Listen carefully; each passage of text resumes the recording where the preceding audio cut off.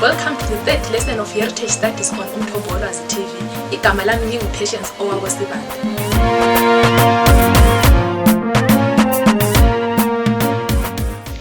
Thank you learners for joining us on this episode, where we'll be discussing aspects of advanced delivery of Heritage Studies in Zimbabwe. Mr. Buteleza, the lesson is yours. Thank you so much, viewers, for joining us today. If you still remember last time, learners, we were looking at the A-level Heritage Studies syllabus, and we basically started by looking at what Heritage Studies entails. So when we looked at Heritage Studies, we realized that in as far as any nation is concerned, Heritage Studies is very, very significant. Heritage Studies actually helps us to be able to define where we are going, having an appreciation also of where we are coming from. Also, as you are aware, learners, we really have to be focused more on our syllabus.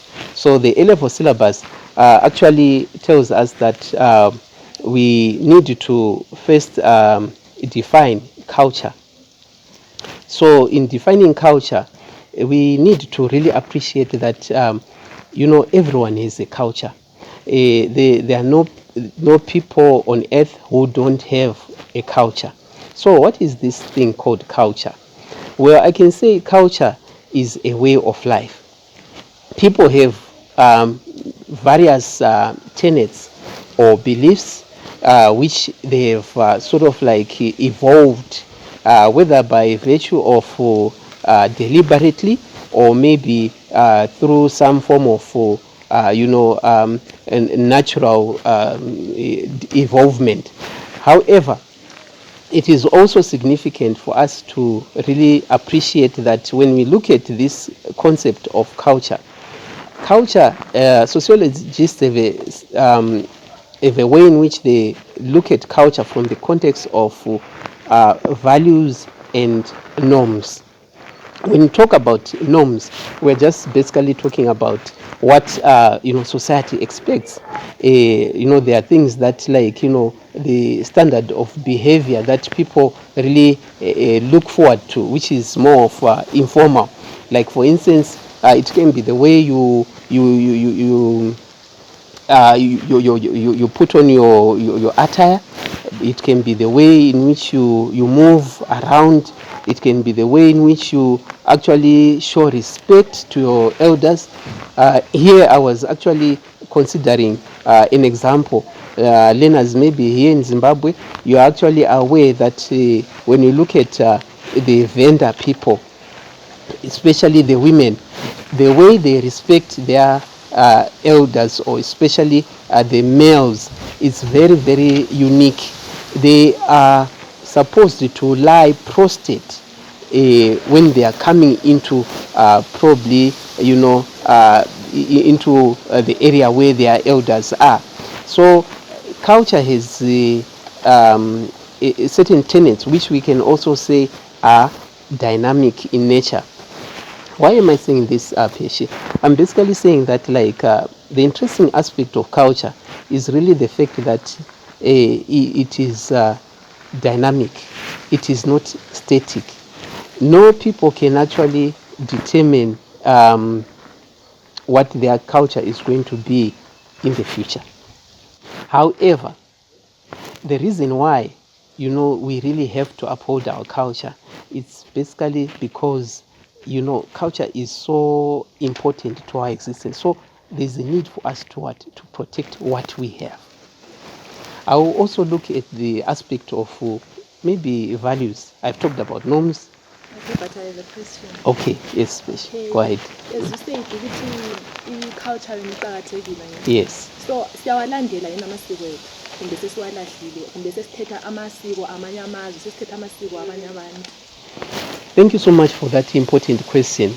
Really, I must say that this is the reason why we are really emphasizing, the aspect of us having to protect our cultures in Zimbabwe.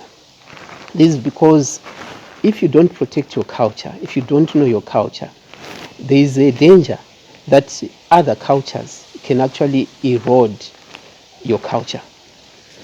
there's a danger that if you don't make efforts to sort of like consider, or record the things that have been bequeathed to you, some cultures can actually come and override your culture.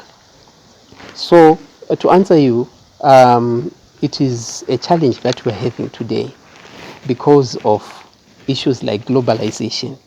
That, like, because we are starting now, to interact with the world at large, there are cultures that have a tendency of,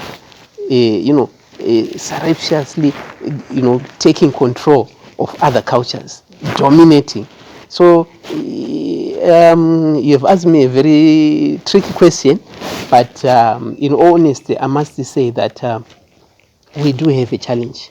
The challenge is not only for Zimbabwe, but the challenge is also for most African countries. There is one of the theories that we are going to look at in future episodes is Eurocentrism, where we find that, like, the Eurocentric culture is tended to actually dominate, our African context, or Afrocentrism. So it's very, very important for us to really understand that, when it comes to the significance of our culture, we can talk about it, we can discuss it. However, as we discuss our culture, it's important that we be very much aware that, in essence, there are challenges that can come if we don't preserve what we call our culture. Thank you, Mr. Buthelezi. Sizake sithi jambo kancane sithi uthatha ikhefu. See you after the break.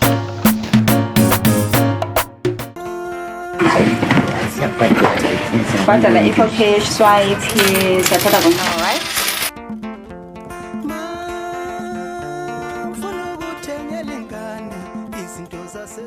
Mina uqina qinisile ukuthi qinisile uqina. Akugcina zibizibi qinisile. For audiobooks, iyanqokwa Dingani Bookshop and Stationery, bringing literature closer to the community. ICMF is more than an internationally recognized coach certification organization, with its head office in Harare, Zimbabwe. For more details, visit our website at intercoachingmentoring.org, email us at info@intercoachingmentoring.org. Feel free to call us anytime. Do you want your organization to grow? Then register your managers and staff for coaching and mentoring with us today. Welcome back, viewers. Before the break, we were discussing on the importance of culture. Ukuthi lona isiko lingabe liqhakatheke ngayo ngoba akukho umuntu ongela siko, be it enguni, be it endebele, be it ezulu, lawo lesiko lakhe. Ngitshela uMr. Buthelezi. Thank you so much, Peshi. Just before the break, we were talking about the importance of norms in culture. Now we are going to look at values, what we call cultural values. Cultural values basically are those important aspects or core principles or ideals or standards of a particular society or a particular community. So when we look at cultural values, there are certain things that we have to consider basing on our syllabus. Now we need to basically understand that when we look at these values, they are enshrined in our customs, which basically means the traditions and rituals. They are also enshrined in our beliefs. So we know that different people have different beliefs. Different tribes have classified according to their beliefs.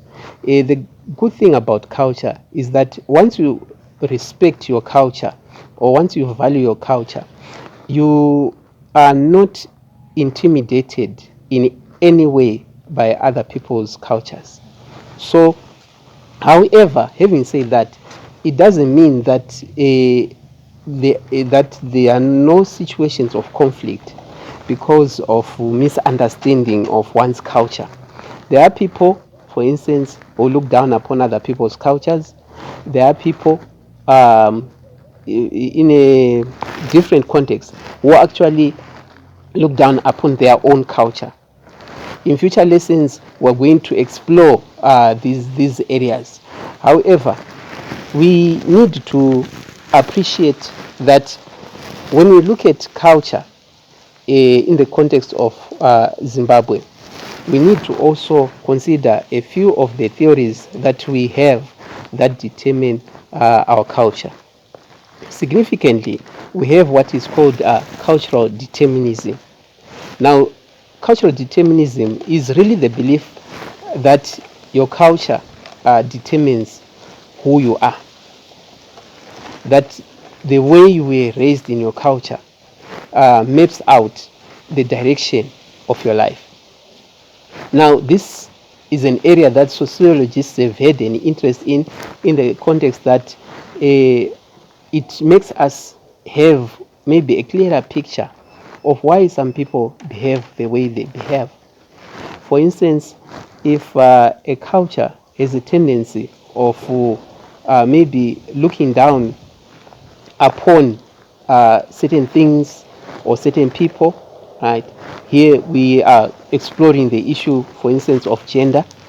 If a culture has a way of maybe just not focusing more on on the girl child or the women, which we basically call a patrilineal kind of society, there's a challenge that in the modern context or in equal environment where women find themselves having to be to have equal prospects to those of men, you find that they at times find themselves intimidated because their culture determined or groomed them to take that kind of position, a position that is way that is behind that of what of men. Then we have in that line we have what is called genetic determinism. Now, when you look at the theory of genetic determinism, basically this theory also indicates that biologically whatever we inherit, our traits, right, they determine also how we operate within the context of our environment. So for instance, when you look at the genetics, you basically look at maybe the composition, how you're composed, how you think, and so on. So this is another departure, another area that we will, of course, consider in future lessons. However, having said that, it might also now be important for us to also consider how the norms and values are transmitted. What systems transmit these norms and values? When we look at the way our beliefs, the way probably our traditions and the way our future projection is transmitted, you find that there are three major systems that transmit our norms and values. Firstly, we have the state or government. When we look at the state and government, we are basically looking at how probably the state comes up with laws. These laws can be laws that are enshrined in our constitution. They can be basic laws that are actually maybe part of local government. There are also laws of behavior and so on. Now, when government defines these laws, they are also passed on to systems like schools and also the family setup. So we have the government transmitting laws, we have the school also receiving those laws and then transmitting them to the learning system, and then we also have the family. Let me talk about the significance of the school. The school setup, although at times it seems like it is really not very, very open, but it is actually part of a system that actually gives what is called the hidden curriculum. When you talk about the hidden curriculum, you know, learners, when you come to school, coming from your homes, there are values that you get from the context of your family. From there, you enter into the school setup. In the school setup, you find that you meet different people, and these different people come with different value systems. Not only that, they can also come with different religions, and it becomes a concoction of various beliefs, traditions, and religions. So that's where you find that a learner can actually learn things from his or her chosen peers, which are very far apart from what they have learned from home. So that's what we mean by the hidden curriculum. Okay. Uthe wena abantwana nxa bebuya esikoleni Yes. babuya omnye le culture yakhe omnye le religion yakhe kumixta ngithi Yes. akuba affect yini? Yes. Thank you, Pesh, for that question. This is where I was saying that, like, when you look at the heritage studies, especially culture, I was trying to indicate that we can come from different cultural backgrounds, but because of the school system that exists, which allows us or allows many people from different cultural backgrounds to meet,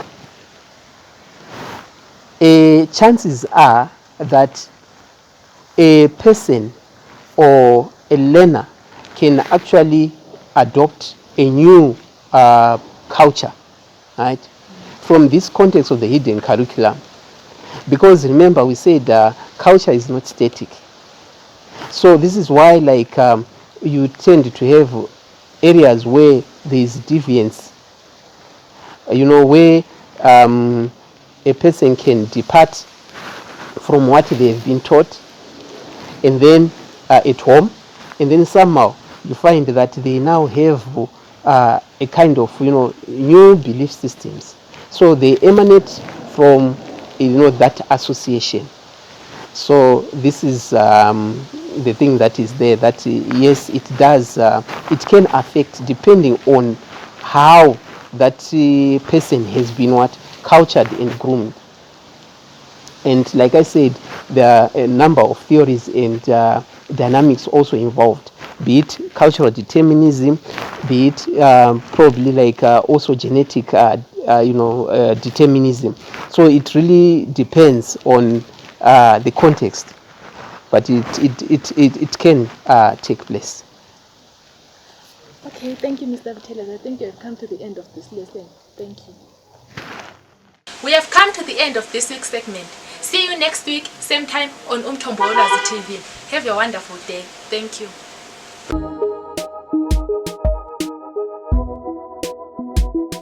Welcome to Padandaro Guest House Lodge.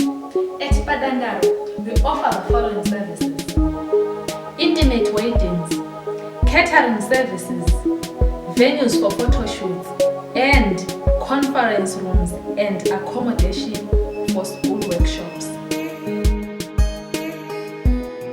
Padandaro Guest House, where the heart is.